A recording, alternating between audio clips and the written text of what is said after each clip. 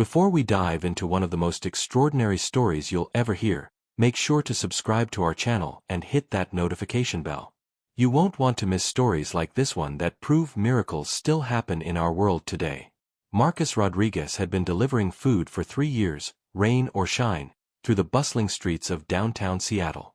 At 4 feet 2 inches tall, he navigated the world differently than most people, but never let that define his limits or dampen his unwavering optimism. Every morning at 6 a.m., Marcus would arrive at Tony's Italian kitchen, strap on his custom delivery bag, and set out on his routes with the kind of enthusiasm that made customers remember him long after he'd left their doorstep. What made Marcus special wasn't just his punctuality or his warm smile, it was his genuine care for every single customer he served. He remembered Mrs. Chen's preference for extra napkins, knew that teenage Jake was saving up for college and always appreciated the exact change, and never forgot to ask Mr. Thompson about his recovering wife whenever he delivered to the suburban duplex on 5th Street. These weren't just transactions for Marcus, they were connections, brief moments of human kindness in an increasingly disconnected world. The other delivery drivers at Tony's respected Marcus immensely. While some companies might have overlooked his application, Tony himself had hired Marcus on the spot 3 years ago, impressed not by his height but by his character. "I don't care if you're 7 feet tall or 3 feet tall," Tony had said that day. "I care about your heart, and yours is clearly in the right place." Marcus had never forgotten those words, and they fueled his determination to be the best employee Tony's had ever seen. But despite his dedication and the genuine affection his customers showed him, Marcus was struggling financially. His small apartment in a rough neighborhood ate up most of his income, and after covering basic necessities, there was rarely anything left over. He dreamed of someday opening his own restaurant, a place where everyone would feel welcome regardless of their differences, where the food would be affordable but made with love. It seemed like an impossible dream on a delivery driver's salary, but Marcus never stopped believing that somehow, someday, his circumstances would change. The irony wasn't lost on him that he spent his days bringing comfort food to people who lived in houses he could never afford, driving through neighborhoods where the landscaping alone probably cost more than he made in a year. Yet Marcus never felt bitter about the disparity. Instead, he found joy in being part of people's daily routines, in bringing them something that made their day a little brighter. He understood that happiness wasn't about what you had, but about what you gave to others. That philosophy was about to be tested in ways Marcus could never have imagined, because on a seemingly ordinary Tuesday evening in November, he would receive a delivery order that would change not only his own life, but teach everyone involved a lesson about the true meaning of wealth, generosity, and the incredible power of treating every person with dignity and respect. The order that came through seemed routine at first glance, a simple pasta dinner for one, destination listed as 1247 Millionaire's Row, the most exclusive street in the entire city. Marcus had delivered there before, though not frequently, and he knew these orders often came with generous tips from residents who appreciated reliable service. What he didn't know was that this particular delivery would become the most important 30 minutes of his entire life, setting in motion a chain of events so extraordinary that they would eventually make headlines across the country. The mansion at 1247 Millionaire's Row stood like something out of a fairy tale, its neoclassical architecture commanding attention even among the other impressive homes on the street. As Marcus pulled his modest Honda Civic up to the electronic gates, he couldn't help but admire the meticulously maintained gardens and the warm light spilling from the windows of the 3-story estate.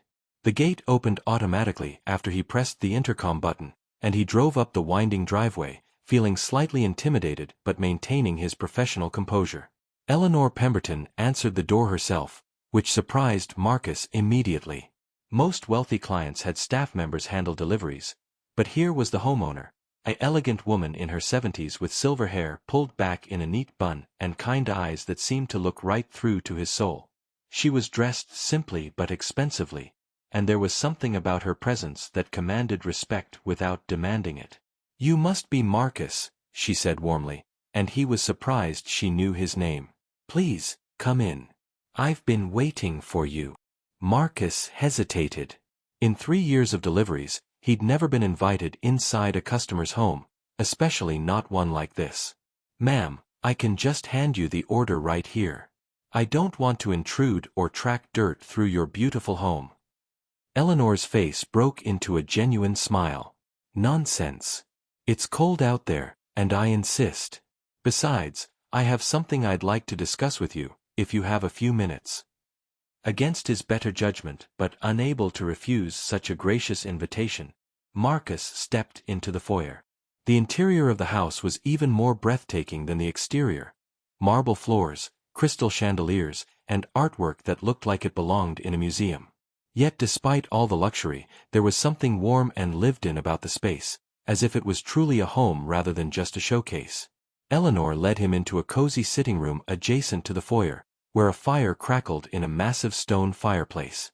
"Please, sit down," she said, gesturing to a comfortable leather chair. "Would you like some tea or coffee? You must be tired after working all day." Marcus perched on the edge of the chair, still holding the delivery bag. "That's very kind of you, ma'am, but I should probably get back to work. I have other deliveries waiting." "Actually," Eleanor said, settling into the chair across from him, "I called Tony's and asked them to hold your other deliveries for an hour. I told them it was important, and I'd compensate them for any inconvenience." Now Marcus was truly confused. "I'm sorry, ma'am, but I don't understand. Have I done something wrong? Has there been a problem with my service?" Eleanor laughed, a sound like silver bells. "Quite the opposite, Marcus. You've done everything right, more right than you could possibly know." She paused, studying his face with those perceptive eyes. "Do you remember delivering to the Morrison family last month? The house with the blue shutters on Elm Street?" Marcus nodded immediately. "Of course. Mrs. Morrison's daughter was sick with pneumonia. I remember because Mrs. Morrison was so worried she was crying when she answered the door." "And what did you do?" "Well, I gave her the food she ordered, but she seemed so upset that I asked if everything was okay. When she told me about her daughter, I remembered that my grandmother used to make this special tea when I was sick as a child." Marcus shifted uncomfortably, wondering where this was leading. "I had some of the ingredients in my car. I keep a little emergency kit for myself, so I made the tea and brought it to them. It wasn't a big deal, really." Eleanor's eyes were glistening now. "Sarah Morrison is my granddaughter, Marcus. And that tea you made. It was the first thing she'd been able to keep down in 3 days. My daughter called me that night, crying with relief, telling me about the kind delivery driver who went above and beyond to help a stranger." The pieces were starting to come together in Marcus's mind, but he still couldn't quite believe what he was hearing. "You're Sarah's great-grandmother?" "I am. And that wasn't the only story I heard about you. I started asking around, making some calls. Do you know what I discovered?" Eleanor leaned forward, her voice growing more intense. "I discovered that you've been quietly helping people all over this city for years. The elderly man on 3rd Street whose groceries you carry up 3 flights of stairs without being asked. The single mother who was short on her payment, so you covered the difference from your own pocket. The teenager you found crying outside the apartment complex and sat with until his parents came home." Marcus felt his cheeks burning with embarrassment. Those weren't big things. Anyone would have done the same. "But that's where you're wrong, Marcus. Most people wouldn't have done the same. Most people are too busy, too wrapped up in their own problems, too afraid to get involved. But you saw people who needed help, and you helped them, even when it cost you time or money you couldn't afford to spare." Eleanor rose from her chair and walked to an ornate wooden desk in the corner of the room. From the top drawer, she withdrew a thick manila folder and returned to her seat.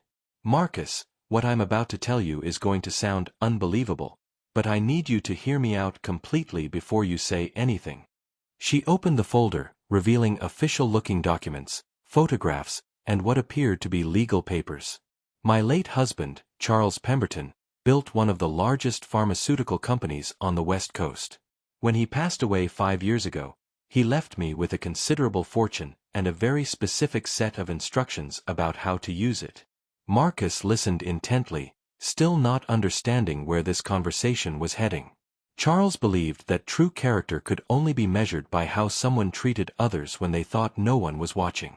He was convinced that most charitable giving, while well-intentioned, often missed the people who were truly deserving, those who were quietly making the world better without seeking recognition or reward.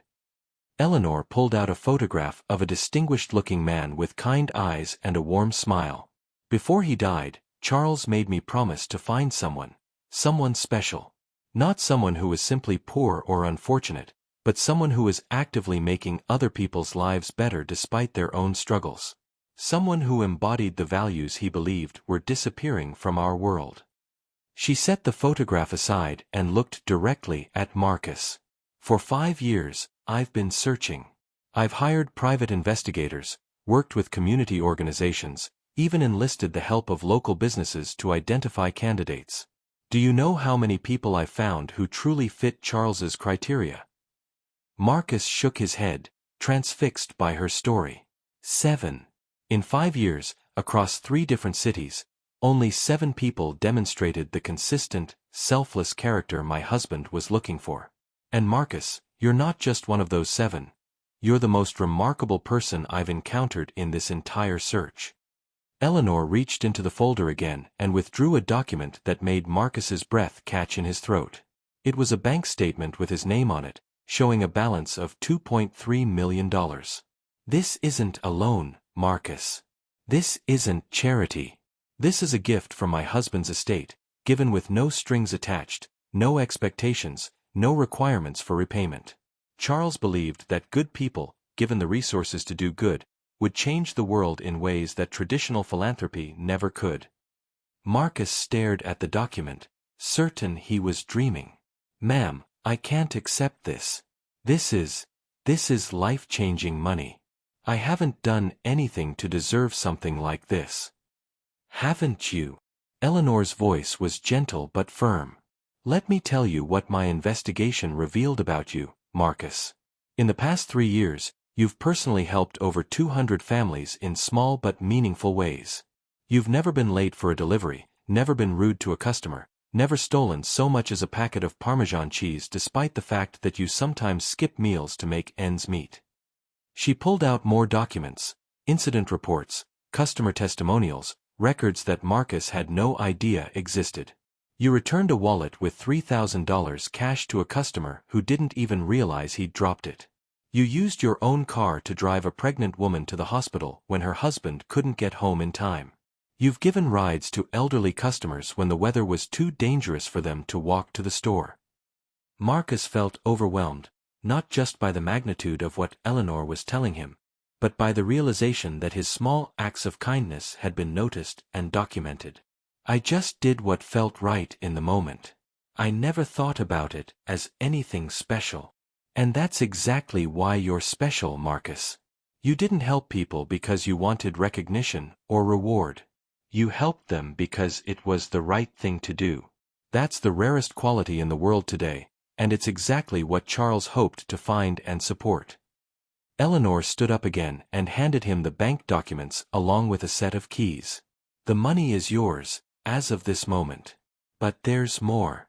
Charles also wanted to provide his chosen recipient with opportunities, not just cash. These keys are to a fully equipped commercial kitchen space downtown. It's been sitting empty for 2 years, just waiting for the right person. Marcus's hands trembled as he held the keys. His impossible dream of opening a restaurant suddenly seemed not just possible, but inevitable. There's also a team of business advisors, accountants, and lawyers who have been retained to help you navigate whatever path you choose. If you want to open a restaurant, they'll help you do it right. If you want to start a nonprofit, they'll guide you through the process. If you want to go back to school, they'll handle the arrangements. This isn't just about money, Marcus. It's about giving you the tools to amplify the good work you're already doing. The weeks that followed Eleanor's revelation felt like a whirlwind dream that Marcus was afraid he might wake up from at any moment. The first thing he did, after the reality of his situation truly sank in, was give Tony 2 weeks' notice, though he continued working those 2 weeks because abandoning his employer suddenly felt wrong, regardless of his new circumstances. Tony was initially devastated to lose his best driver, but when Marcus explained the situation and offered to help Tony expand his delivery service with some of his newfound resources, the older Italian man broke down in tears. You know what I told you when I hired you, Marcus? I said I cared about your heart. Now I see your heart is even bigger than I thought." The commercial kitchen that Eleanor had mentioned turned out to be a food service entrepreneur's dream, a 3,000 square foot space with professional-grade equipment, storage areas, and even a small dining area that could seat about 30 people. It was located in a revitalizing neighborhood, surrounded by young families, elderly residents on fixed incomes, and working-class people who would benefit from affordable, high-quality meals. But Marcus didn't rush into opening a restaurant. Instead, he spent his first month visiting every customer he'd served over the past 3 years, personally thanking them for their kindness and checking on their well-being. He discovered that Mrs. Chen's arthritis had been getting worse, making it difficult for her to cook. Jake, the teenager saving for college, had been accepted to his dream school but was still short on tuition money. Mr. Thompson's wife was recovering well, but the medical bills had created financial strain. These visits reinforced Marcus's conviction about what he wanted to do with his new resources. His restaurant wouldn't just be a business, it would be a community hub, a place where everyone felt welcome and no one went hungry because they couldn't afford to pay. With the help of his new advisory team, Marcus developed a unique business model. Marcus's table would operate as a traditional restaurant for customers who could afford to pay full price, but it would also serve as a community kitchen, offering free meals to anyone who needed them. The paying customers wouldn't just be buying their own meals, they'd be sponsoring meals for their neighbors. The design process revealed Marcus's attention to detail and his understanding of what made people feel comfortable. Every table was the same height, ensuring that diners of all sizes could eat together comfortably. The kitchen had windows facing the dining area, so customers could see their food being prepared with care. Most importantly, there was no distinction in presentation between paid meals and sponsored meals. Everyone received the same quality food served with the same respect. Marcus also insisted on hiring a diverse staff, prioritizing character over conventional qualifications. His first hire was Maria, a single mother who had been struggling to find work that accommodated her childcare needs.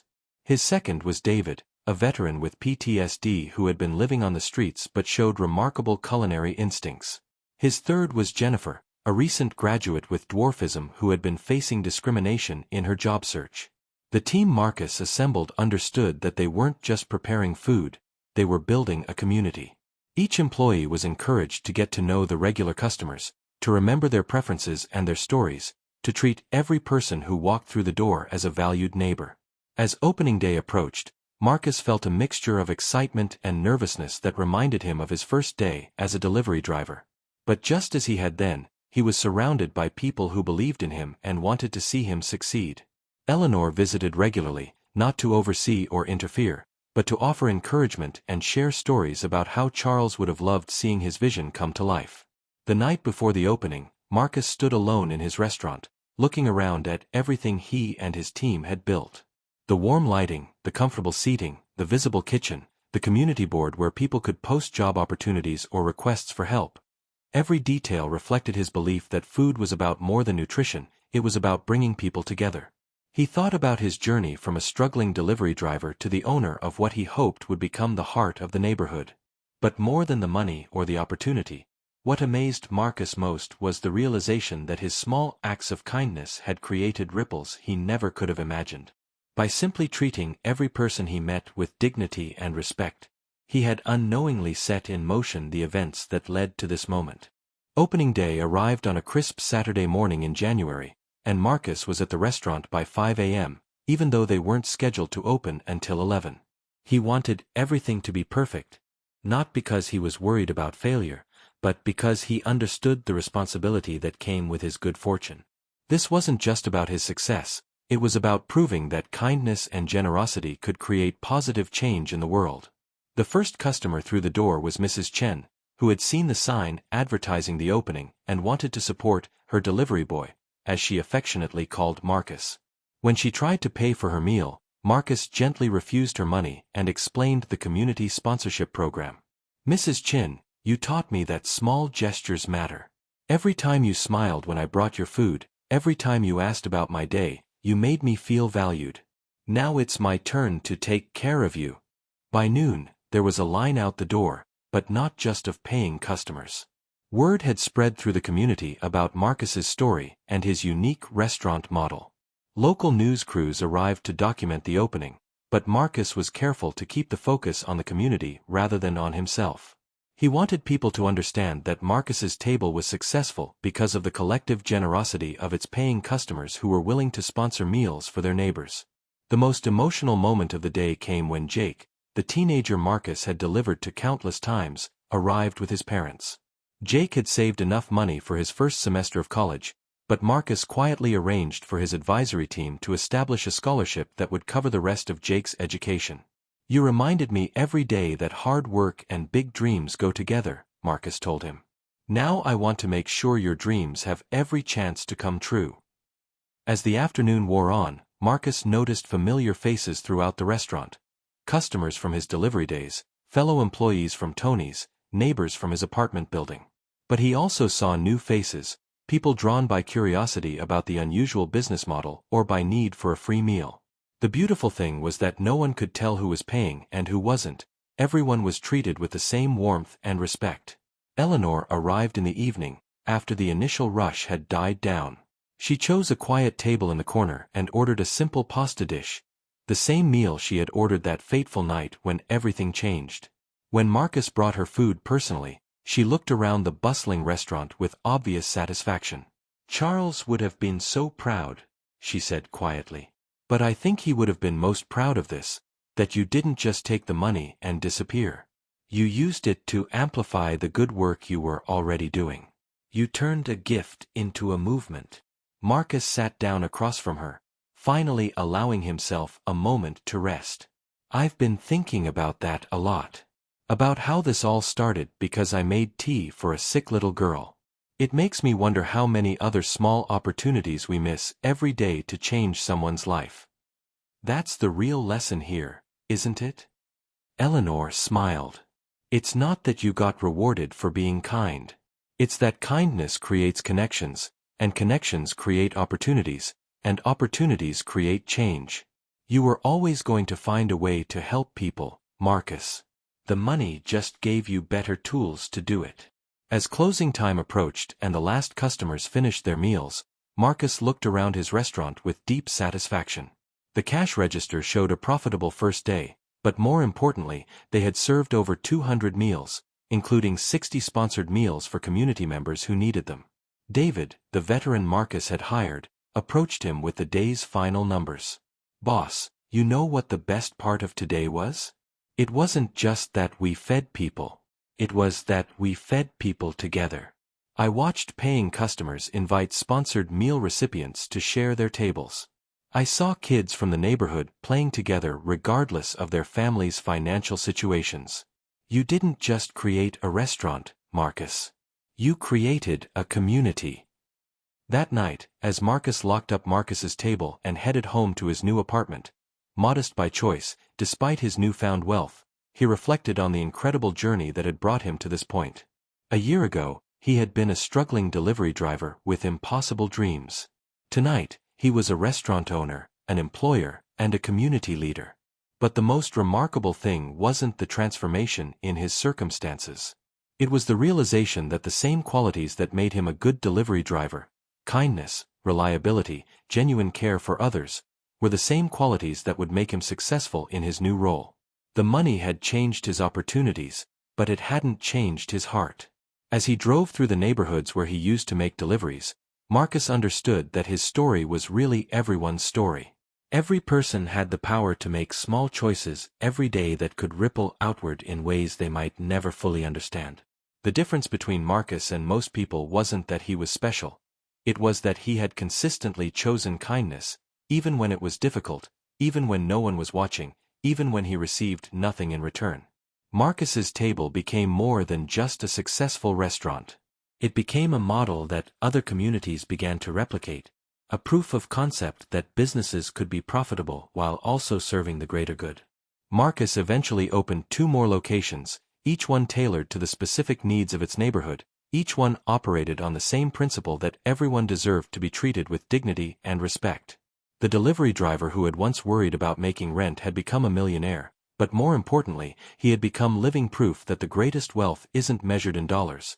It's measured in the positive impact we have on the lives of others. And in Marcus's case, That wealth was immeasurable.